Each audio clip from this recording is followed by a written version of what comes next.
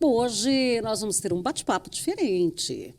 É uma conversa mais leve em relação àqueles conteúdos técnicos que normalmente nós trazemos, mas um conteúdo altamente cheio de sabedoria, experiência e intelectualidade. Estou recebendo o senhor Heráclito, que nós temos o Heráclito Noé, que está sempre aqui conosco, e hoje é advogado, consultor do agronegócio. Hoje eu vou conversar, ele é pai do Heráclito, que está sempre presente aqui, não é à toa que é o mesmo nome, até porque o nome é diferente, assim, né? Heráclito, boa tarde. Boa tarde, prazer é nosso estarmos aqui sendo entrevistados num programa de referência, pelo menos eu passei a conhecer depois que meu filho está aqui, né? E meu filho foi muito bem acolhido pela cidade de Jataí, todos vocês, cidade belíssima, são belezas diferentes. Eu sou lá de Natal, do Rio Grande do Norte, né? Onde muitos daqui vão passar as férias e tal, e quando a gente aqui se encanta com a beleza, tudo de muita qualidade de vida, não tem a nossa violência lá por ser um destino turístico, então também, digamos assim, o crime organizado, a violência faz um diferencial negativo na nossa região. Aqui a gente não tem isso, aqui é uma cidade desenvolvida, tem os serviços de qualidade, né, onde nós procuramos restaurante, tudo isso, e sem o estresse e a tensão de uma capital como nós vivemos.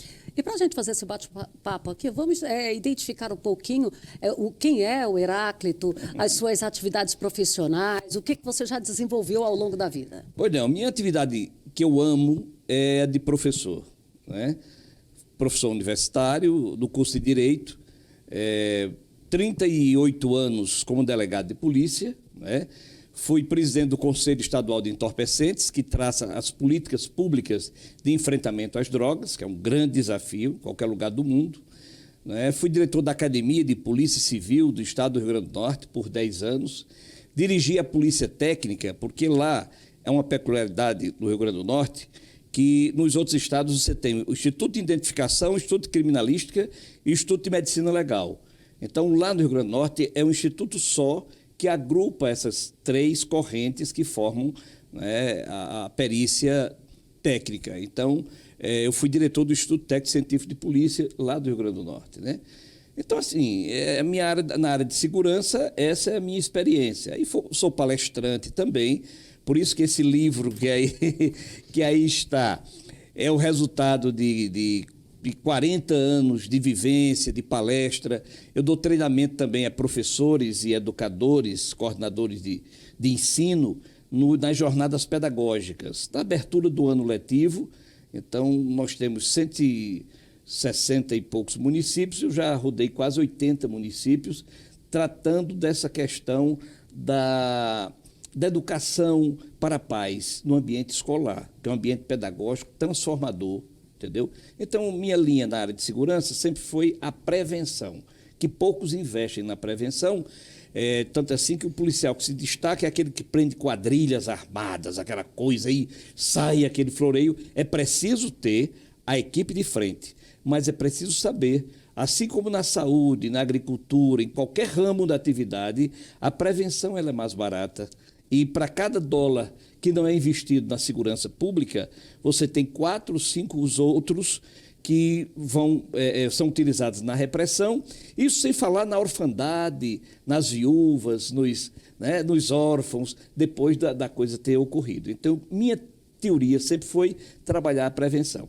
Então, esses textos eu uso em sala de aula, eu uso na palestra, eu uso para os meus alunos, os próprios alunos que eram da Academia de Polícia Civil. São 800 textos inteligentes e carregados de humor, né? Olha, o título do livro, Recortes para Rir e Refletir. Textos, histórias e citações destinadas a estudantes, professores, oradores, conferencistas e para todos que gostam do humor inteligente. Então, é um livro, depois aqui a gente vai conseguir mostrar bem de perto aqui, né? É um livro com as letras gostosas para a gente olhar. Perfeito. É espesso, sim, tá? Que a gente está com 400 páginas, trazendo aqui, inclusive,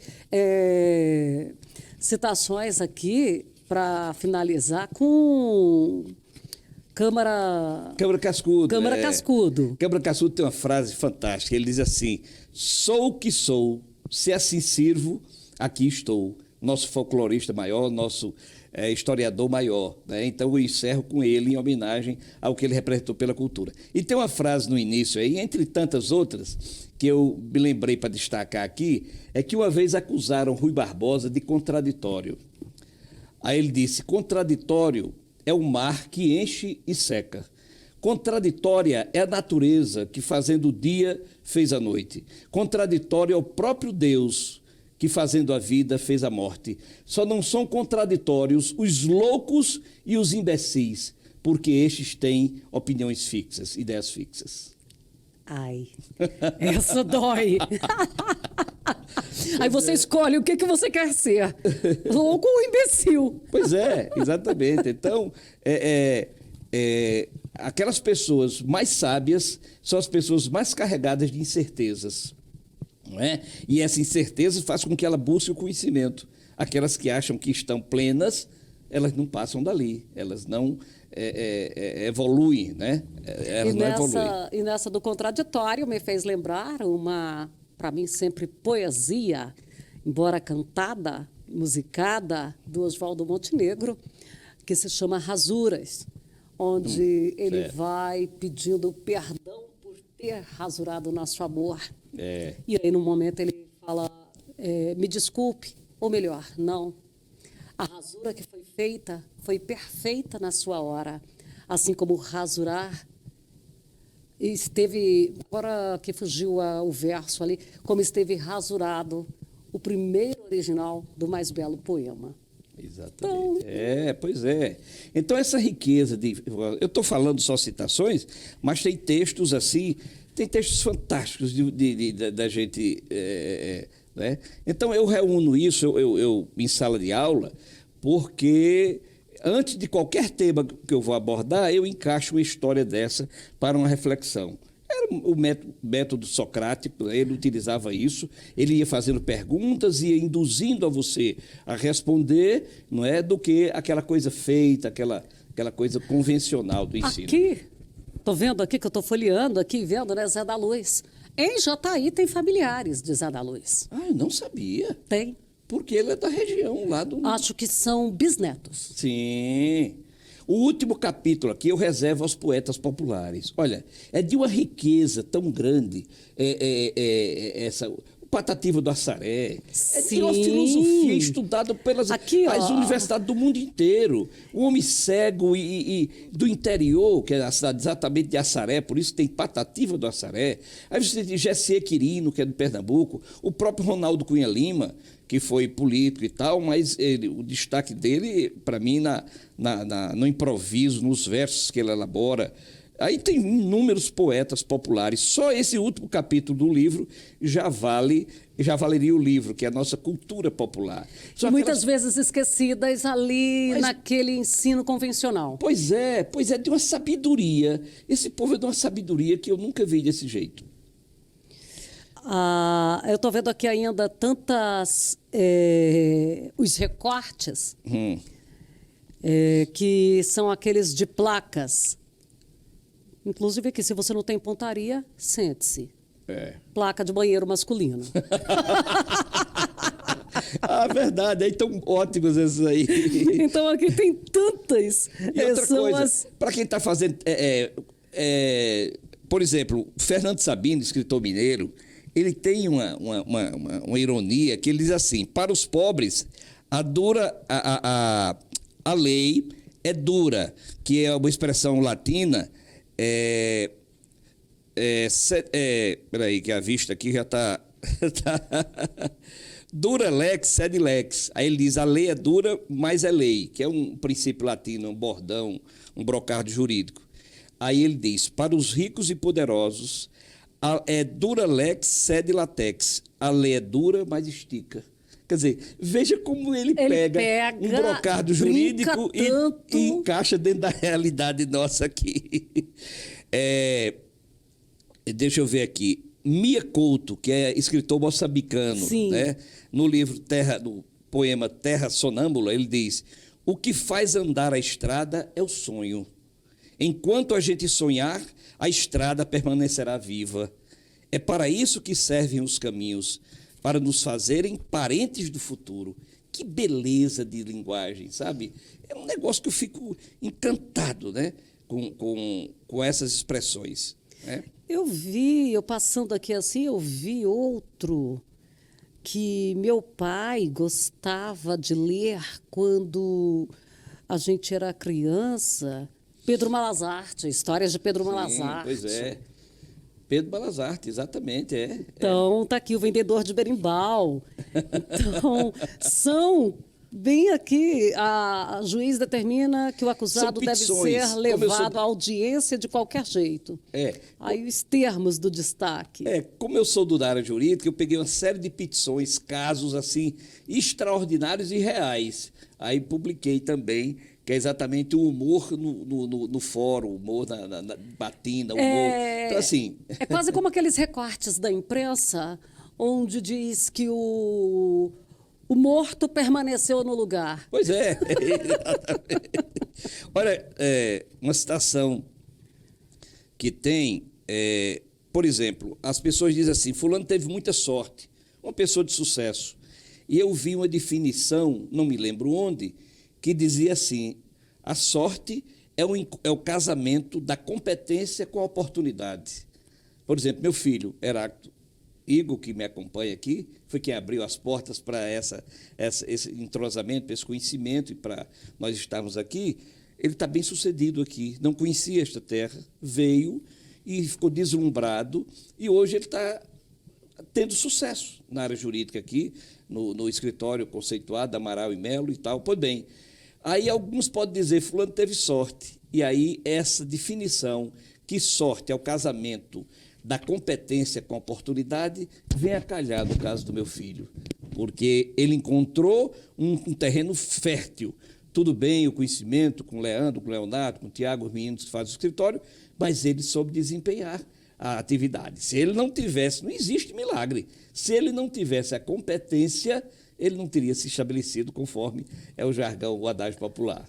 Não tinha ali ocupado aquele espaço, aquela vacância. O espaço estava lá. Pronto. É como você disse, o terreno é fértil. É fértil. Agora precisa de uma semente boa para germinar. Perfeito. Porque se a semente ela não for, e aqui nós tratamos tanto de adubação, o solo ele precisa estar em condições perfeitas, e a semente ela precisa também estar aí em condições para ser lançada, ou ela vai apodrecer lá e não vai germinar, não vai emergir. E nessa questão de violência, drogas, como palestras, você lida muito com os jovens. Muito com os jovens. E já foi dito, e eu repito isso, e isso é de domínio comum, que o jovem tem escrito na testa: sou de quem me conquistar. Então, ele pode ser atraído pela facção, ele pode ser atraído pelo um grupo cultural, pela esporte, igreja, pela família. Esses segmentos, eles são muitíssimos importantes, mas muito importantes. Por isso que eu acredito muito na prevenção. E essa da fase da adolescência para a adolescência para a juventude, a partir daí, tem que ser trabalhado, né? E, às vezes, o ambiente familiar, por isso, quando eu vejo alguns trabalhos de conclusão de curso que falam em reinserção social, é muito bom na teoria. E é uma coisa interessante. Quer dizer, o jovem está meio perdido, vamos reintegrar a família. Quando você trabalha em áreas de violência, você vê que essa família não existe para você reinseri-la. Então, assim, é a cultura, é o esporte, é tudo isso. A melhor arma para prevenção às drogas é exatamente o esporte. É impossível, até do ponto de vista biológico, fisiológico, você, digamos, alguém ser dependente de crack e jogar bola, qualquer esporte que tem. Não é possível. E aí você pode dizer: qual é o momento certo de fazer prevenção? E aí há uma frase que os técnicos sempre repetem, que é o seguinte: é melhor chegar 50 anos antes do que 5 minutos depois. Porque o caminho de volta, ele é doloroso. E eu tenho situações na minha família marcadas por isso. Então, assim, é doloroso. O caminho de volta é doloroso. Até num dos quadros que eu apresento nas palestras, eu mostro assim, umas 8, 10 novelas, algumas novelas que tiveram grande repercussão, onde tinham personagens que eram dependentes e depois eles retornam, aí toca aquela música, aquele clima, aí a família abraça, chora comovente e tal, mas esse não é o quadro da realidade. O caminho é quase sem volta. Eu não quero aqui ser semeador da desesperança ou da falta de coisa, mas não é um caminho fácil. E quem está nos ouvindo, nos assistindo agora, que tem um problema familiar, sabe que um dependente, ele adoece toda a família. E tem que ser orientado, a família tem que ser orientada, porque não é um filho, não é um celular, um liquidificador, uma geladeira, onde você chega na oficina e diz, olha, está aqui, conserta que ele tem um problema. Ou eu vou trocar. Eu vou trocar. Não é assim. Não é meu filho que tem um problema. A nossa família tem um problema. Isso tem que ser partilhado nas dores e na busca de solução. Então, esse trabalho que eu faço, e aí faria com muito prazer também em Jataí, porque eu uniria em outras oportunidades, se eu pudesse, onde eu for, eu me ofereço para esse trabalho gratuito, que é dessas jornadas pedagógicas, que é trabalhar o educador, né, que já tem 1000 atribuições, mas mostrar o viés, e eu, como educador também, eu mostro um viés que não é policialesco, um viés didático, um viés pedagógico. Então, eu falo uma linguagem dirigida para o professor, porque o espaço da escola é um espaço fértil, adequado para essas mudanças, que essas mudanças possam ocorrer. Tá, eu já vou me responsabilizar para que, na sua próxima visita, com informação prévia de quando ela ocorrerá, eu faço esse meio de campo para a gente conseguir um bate-papo, uma reunião com os professores. E eu pago por essa oportunidade. Olha só. É porque isso faz parte de minha vida. Então, assim, tempo é questão de preferência. Então, quando a gente tem foco, isso é o que eu me realizo, é você poder dar uma contribuição, mas uma contribuição real, inúmeras experiências, até em outras cidades do país, como no Rio de Janeiro, nas Olimpíadas que ocorreram lá, a gente trabalhou um ano antes e tal. Tem coisas muito interessantes. E dentro do ambiente escolar, porque, às vezes, a falta de orientação para os coordenadores pedagógicos, para a direção da escola, aprofundam o abismo que já existe, reforçam a exclusão que já persiste, né? Então, assim, vou só dar um exemplo, só um exemplo. Nós temos uma área de bastante violência lá, que é a favela do Maruim, Mosquito e tal, umas comunidades lá na cidade do Natal. E tem uma escola onde houve um arrombamento, levaram merenda escolar, equipamentos de televisores e tudo, notebook e tal. Aí eu fui chamado, porque ele sabe que eu faço esse trabalho. Quando eu cheguei lá, ouvi um depoimento, antes de eu começar a abordagem, com o corpo técnico, corpo pedagógico, eu ouvi um depoimento de uma professora. Disse, professor, vem aqui para eu contar uma coisa. O que foi? Essa diretora aqui reuniu todo mundo, quem era do Passo da Pátria, que é essa comunidade, né, que tem facções, tem muita droga, tem tal. As crianças que faziam parte do Passo da Pátria, ela tirou das salas de aula 4, 5, 6, ela deixou só numa turma aqueles do Passo da Pátria. Quer dizer, depois desses arrombamentos. Então, ela rotulou, de certa forma, ela aprofundou essas diferenças, porque ela deixou, como se fosse aqui, todos esses aqui são marginais, porque moram nessa comunidade. Né? Então, se eu não era, eu vou ter que ser agora, porque está me colocando Pois é, e os outros tal. olhavam como se estivesse numa jaula, olha aqueles ali e tal.